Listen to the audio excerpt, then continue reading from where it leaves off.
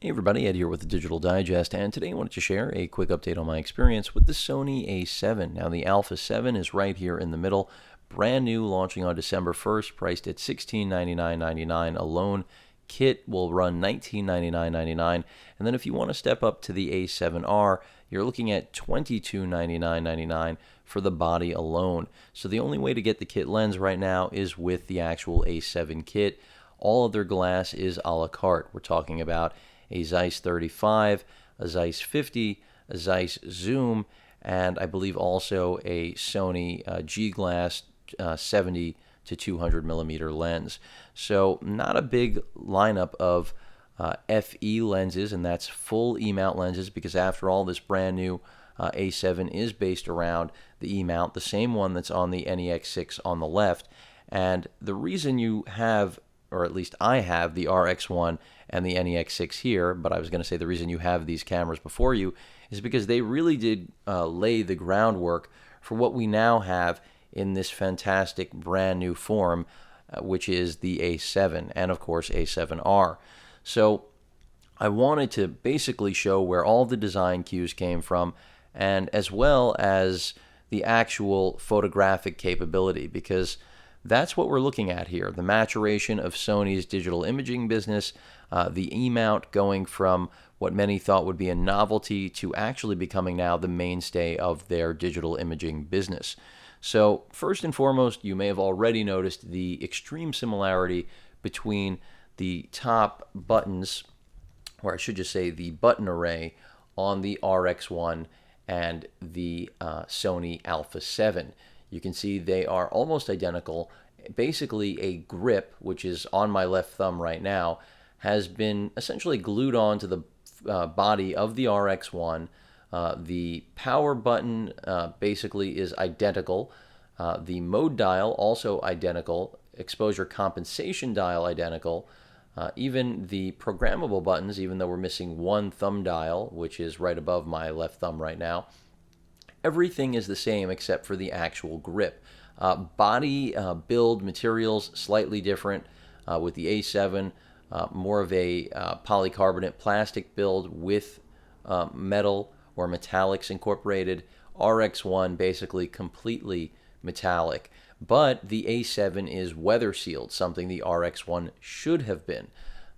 Also, no viewfinder on the RX1. We do have the same OLED based viewfinder found on the A99, now incorporated into this camera. So really, if I had the A99 here, I could at least give it credit for the sensor and the viewfinder. But since the sensor in the RX1 is the same as the A99, I'll give the RX1 credit for the sensor. After all, we have to think of form factor here, and there's no question that the A7 got its entire form factor from the RX1. It certainly didn't get it from the A99.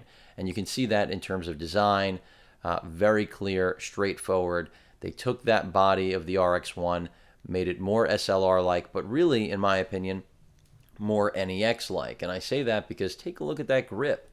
Extraordinarily similar, again, to what we have in the A7. It's almost identical, slightly different, clearly, but the idea is the same. I'm not going to say it's identical because it's not. It's definitely a beefier grip, more comfortable to use, definitely better suited for pros. But you can see it doesn't really share anything with the NEX in terms of the actual body style or size. You can see the NEX6 considerably smaller.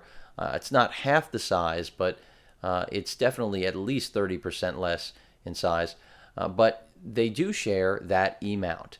In terms of the actual sensor, though, with this camera, the NEX6, you're looking at an APS-C sensor rated at 16 megapixels. And while this is a great performer, especially at its price point, and still arguably one of the best mirrorless cameras on the market, you do have a built-in OLED viewfinder, tiltable LCD screen, so all really nice features, many of which are found on the A7 right underneath it. Also, this was Sony's first camera, or one of their first interchangeable lens cameras to offer Wi-Fi. No NFC here, but of course, that maturation did go to the A7, where you do have Wi-Fi and NFC.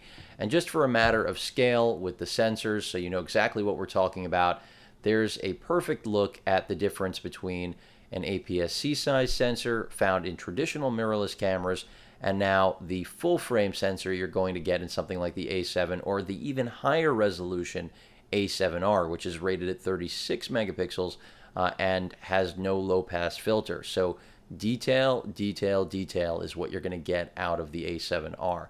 Not to in any way knock the A7, but there's the literal physical difference you're going to see with your eye, and that also does equate to the actual difference in what these sensors capture.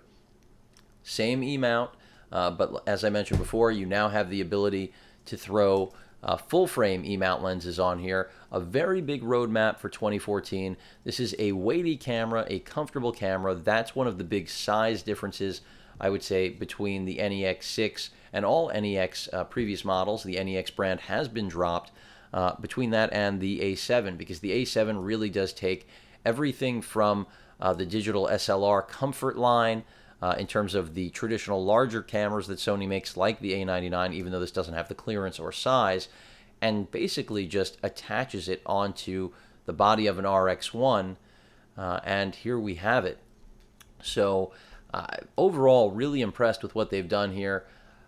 In terms of performance, very close to my RX1, but not quite as good, because there is no 35mm f1.8 lens like the one here on the RX1 currently available, or even roadmapped for this camera or the A7R. They've got a 35mm Zeiss that's f2.8. Haven't tested that yet, but clearly not as bright or as fast as the lens built into the RX1. And also, the RX1 does have a little bit of that extra polish in that the sensor and lens were actually built for one another. Here we have a traditional interchangeable lens camera that really is trying to pacify or satisfy every user's needs. So a one-size-fits-all. But what's incredible about this is that, again, you can see not that much larger than the NEX6, but now we're in full-frame, professional quality digital imaging class. So a very big difference. And then if I throw the RX1 in there, you can see the body of the RX1 just about as slim as the NEX6, but of course the lens is fixed, attached, cannot be removed. You're stuck with this for life. That's not a bad thing, by the way. And basically, really key difference here, no viewfinder, but we do have the same hot shoe found on all three models. So you can see the evolution of Sony's DI here.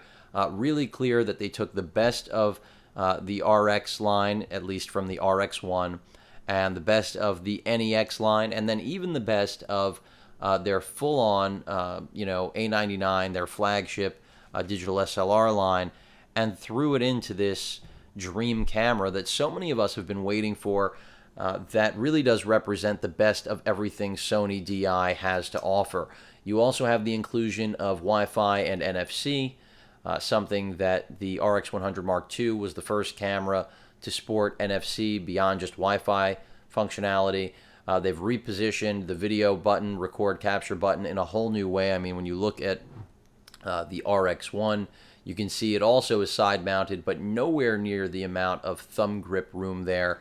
The RX1 certainly does not have the ergonomics of this camera, and that's where this is really a workhorse compared to the RX1, which is more of a casual shooter, in my opinion. Even though it has incredible results, this isn't necessarily, aimed at the pros. Maybe the pro that wants a point and shoot, but not for pro work. Even though the A7 and A7R aren't incredibly fast full-frame cameras, they do have incredible detail, flexibility, and capability. As I mentioned, weather sealing, pretty much a plastic body here, which I was not disappointed with, but I expected a little bit more. But we know the A7R does have the metallic finish. The RX1 all metallic, as I mentioned before. So I think the A7R is obviously the competitive equivalent, or Sony's pitch to those who maybe already own an RX1. If you're looking to ditch the RX1, move to this brand new interchangeable lens, mirrorless full frame system that they've introduced, you're probably going to want to go with the A7R, just because it's going to outdo your RX1 in image quality and still match the physical build quality. This, on the other hand, really reminds me of what they did with the NEX6, which is why I have it out here. It looks exactly like the NEX7 in many ways, outside of some silver dials and the lack of the tri-nav system, but they actually downgraded from a metallic build to a polycarbonate, and that's exactly what they did here with the A7. But that's not a bad thing. I mean, keep in mind, at $1,700 for just this body, this destroys everything else in its class. I mean, had a discussion with a friend of mine today about the OMD still being one of the best mirrorless cameras on the market, and I said, yeah, the OMD was, until this camera basically dropped the hammer on it. And it's the truth, because now we've got a full frame option in a form factor that's basically the same as the OMD, richer features in my opinion, better controls, a superior or at least equivalent optical viewfinder experience, with sensing capability, by the way. Not that that's anything new. Sony's had that since they acquired it from Konica Minolta when they bought out their business. And really, again, this is just the culmination of everything that Sony's been trying to do. So when the E-mount first began, I think a lot of people wondered what its future would be, and even contemplated that it wouldn't have a future. Now it's really clear, not only does it have a future, but the future is the entire foundation for the company's success in DI. Your mic and headphone monitoring inputs right there and output, and HDMI and multi-port for charging, which is really just a micro USB port, but Sony calls it a multi-port because it can be used with other accessories.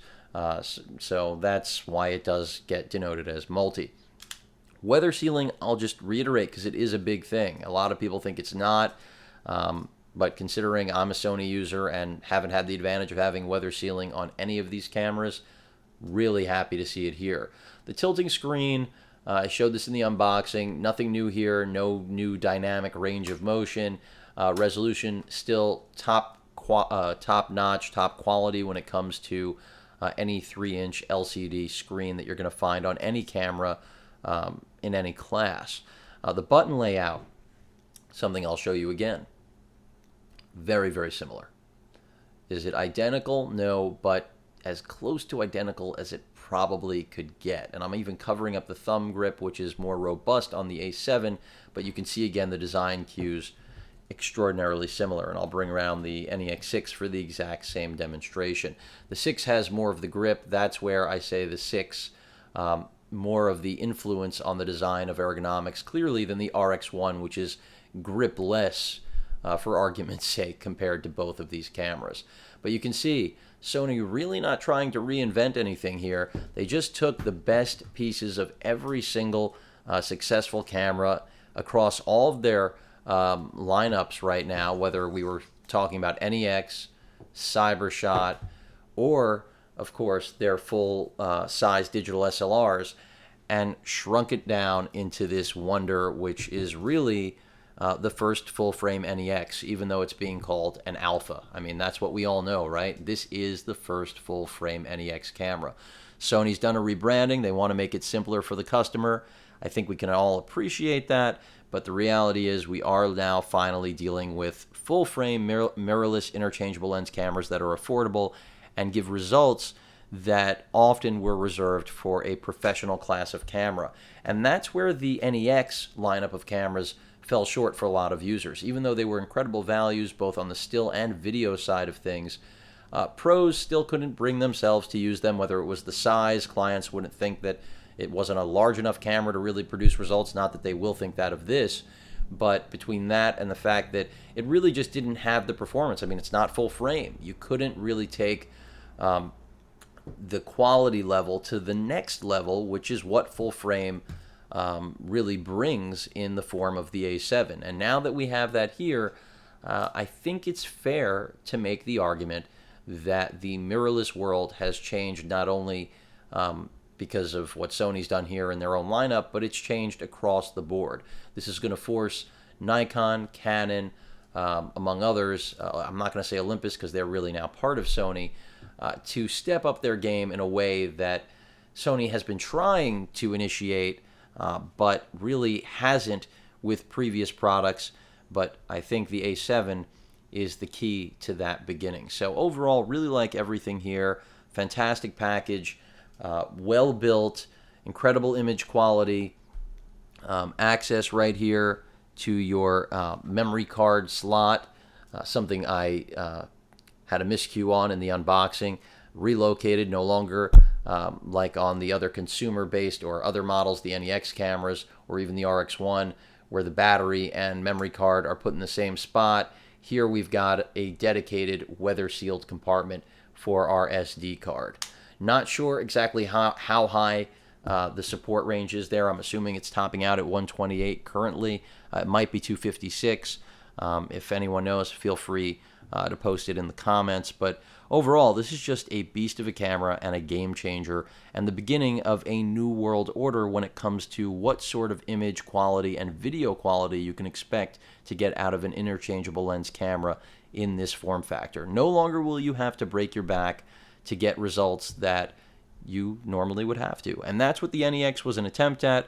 The RX was a successful demonstration of, and now we have the interchangeable offspring. So really excited to share this camera with all of you, and that's why I brought out this update with the comparison, because it is really cool in my opinion to see how we've evolved. This would be the proper order of going NEX to RX1, the first full-frame compact camera in this sort of class, even smaller, of course, than any Leica, and then now something that's competent to compete with the Leica, maybe even best it, depending on your point of view and what you're looking to do with legacy glass, and the fact that it's got Wi-Fi and NFC makes it modern, something missing from the RX1.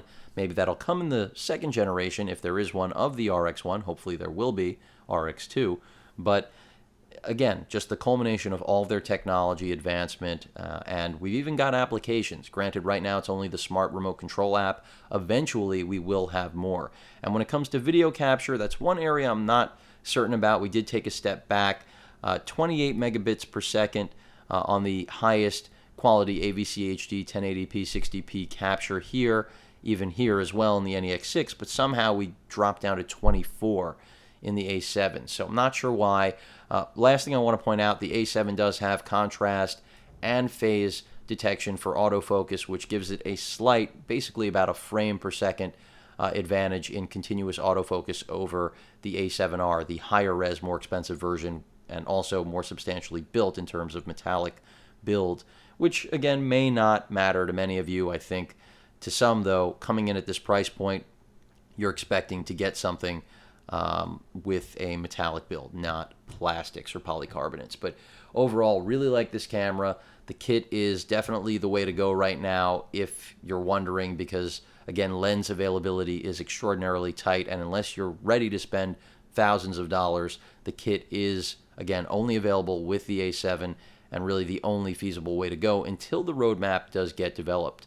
Unless you want to use E-mount lenses on this, let's say something like the Power 18-200, which is a favorite of mine for E-mount, but of course that's going to get cropped on the A7. It'll work, I'll show you right now, but that crop factor is a reality. So even though we can natively just pop this on here, which is really, really cool, one of the reasons I'm so excited about the brand new Alpha line, here we've got a native E-mount 18-200 lens. The point is we're going to have to shoot 10 megapixel stills on this with this lens because of the crop factor. Or you can shoot it without the actual mode built into the camera, but then you're going to have black edges around. You're going to actually physically see the crop effect, which is going to be ugly and require post-processing. So the idea here is shoot 10 megapixel stills with this attached, and even though you're not leveraging the full-on, full-frame goodness, you're still able to use all of your existing E-mount lenses. So really like what Sony's done here. The Alpha lineup is the beginning of a new era, as I mentioned before, really unifying all photography enthusiasts, in my opinion. And this has nothing to do with brand, folks. It has to do with, redefining expectations. Any questions or comments, please feel free to post them. And of course, as usual, please feel free to subscribe. Later.